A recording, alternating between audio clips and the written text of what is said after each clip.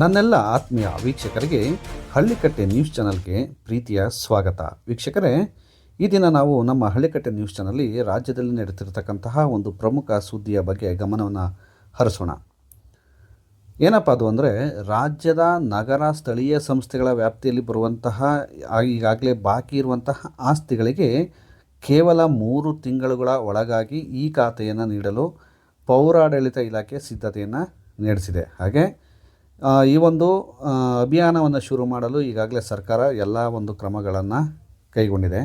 ಹಾಗೆ ಇದೇ ವರ್ಷ 2025 ಮೇ 10 ಒಳಗಾಗಿ ನಗರ ಸ್ಥಳೀಯ ಸಂಸ್ಥೆಯ ವ್ಯಾಪ್ತಿಯ ಆಸ್ತಿಗಳಿಗೆ ಈ ಖಾತೆಯನ್ನು ನೀಡಲು ಅಭಿಯಾನವನ್ನು ಮಾಡೋದಾಗಿ ಸರ್ಕಾರ ಹೇಳಿದೆ.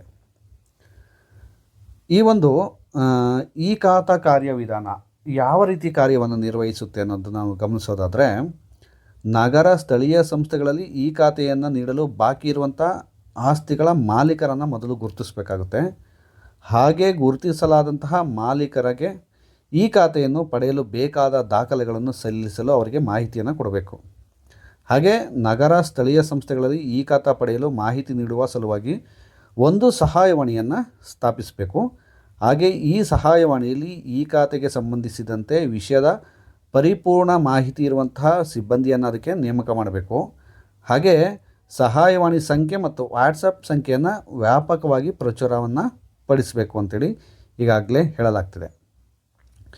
ಈ ಒಂದು ಈ ಖಾತೆಗಳಿಗೆ ಸಂಬಂಧಿಸಿದಂತೆ ಎ ರಿಜಿಸ್ಟರ್ ಹಾಗೆ ಬಿ ರಿಜಿಸ್ಟರ್ ಎನ್ನುವಂತಹ 2 ವಿಭಾಗಗಳನ್ನು ಈ ಒಂದು ಈ ಖಾತೆ ಅಭಿಯಾನ ಹೊಂದಿದೆ.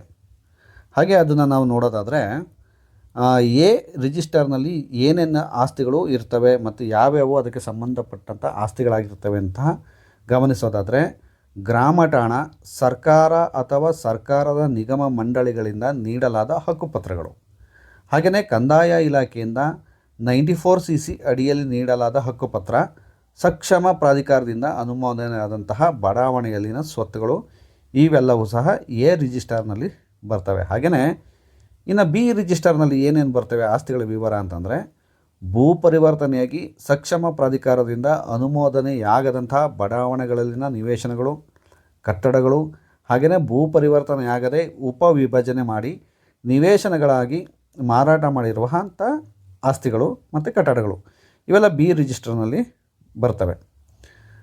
ಇನ್ನು ಈ ಒಂದು ಈ ಖಾತೆಯನ್ನು ಮಾಡಿಸಲು ನಮಗೆ ಪ್ರಮುಖವಾಗಿ ಏನೇನೆಲ್ಲ ಇರುತ್ತದೆ, ಆಸ್ತಿಗೆ ಸಂಬಂಧಿಸಿದಂತೆ ಸ್ವತ್ತಿನ ಮಾಲೀಕತ್ವ ಸಾಬೀತುಪಡಿಸುವ ಪೂರ್ವದಲ್ಲಿ ನೋಂದಾಯಿತ ಮಾರಾಟ ಪತ್ರಗಳು, ದಾನಪತ್ರಗಳು, ವಿಭಾಗ ಪತ್ರಗಳು, ಹಕ್ಕು ಖುಲಾಸೆ ಪತ್ರಗಳು ಬೇಕಾಗ್ತದೆ.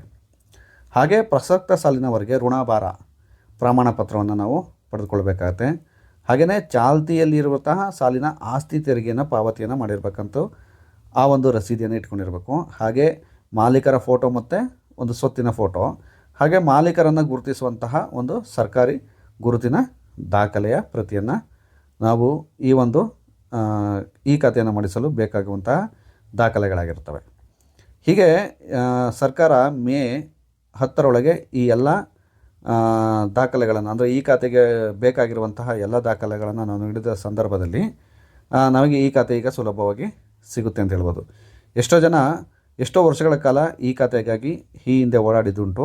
ಇಂತಹ ಎಲ್ಲ ಸಮಸ್ಯೆಗಳ ಪರಿಹಾರಕ್ಕಾಗಿ ಏನಾಗಿದೆ ಅಂದರೆ, ರಾಜ್ಯ ಸರ್ಕಾರ ಮುಂದಾಗಿದ್ದು ಅವುಗಳನ್ನು ಬಾಕಿ ಉಳಿದಿರುವಂತಹ ಈ ಖಾತೆಯನ್ನು ಮಾಡಿಸುವ ಮಾಲೀಕರಿಗೆ ಒಂದು ಸೂಚನೆಯನ್ನು ಕೊಡ್ತಾಯಿದೆ.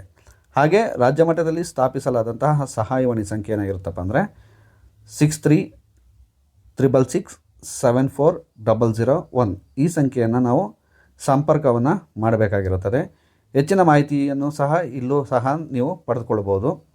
ಹಾಗೆ ಯಾರ್ಯಾರು ಇದುವರೆಗೂ ಈ ಖಾತೆಯನ್ನು ಮಾಡಿಸ್ಕೊಂಡಿಲ್ವೋ ತಮ್ಮ ಸ್ವತ್ತಿನ ವಿಚಾರವಾಗಿ, ಅವರೆಲ್ಲರೂ ಈ ಖಾತೆಯನ್ನು ಮಾಡಿಸ್ಕೋಬೇಕು. ಹಾಗೆ ಒಂದು ಸರ್ಕಾರಕ್ಕೆ ಒಂದು ಅಧಿಕೃತ ಮಾಹಿತಿಯನ್ನು ಕೂಡ ನೀಡಬೇಕಾಗಿರುತ್ತೆ ಅಂತೇಳಿ ಸರ್ಕಾರದಿಂದ ಈ ಒಂದು ನಡೀತಿರುವಂತಹ ಅಭಿಯಾನದಲ್ಲಿ ನೀವು ಎಲ್ಲ ಪಾಲ್ಗೊಳ್ಳಿ. ಹಾಗೆ ನಿಮ್ಮ ಸ್ವತ್ತಿನ ಸಂಬಂಧಿಸಿದಂತೆ ಎಲ್ಲ ವಿಚಾರಗಳನ್ನ ಸಾಕಷ್ಟು ಸಾಧ್ಯವಾದಷ್ಟು ಎಲ್ಲರೂ ಮುಕ್ತವಾಗಿ ವ್ಯವಹರಿಸಿ ಅಂತೇಳಿ ಸರ್ಕಾರ ಈಗಾಗಲೇ ಎಲ್ಲರಿಗೂ ಸಹ ಈ ಒಂದು ಅಭಿಯಾನದ ಪರವಾಗಿ ಕೇಳ್ಕೊಂಡಿದೆ.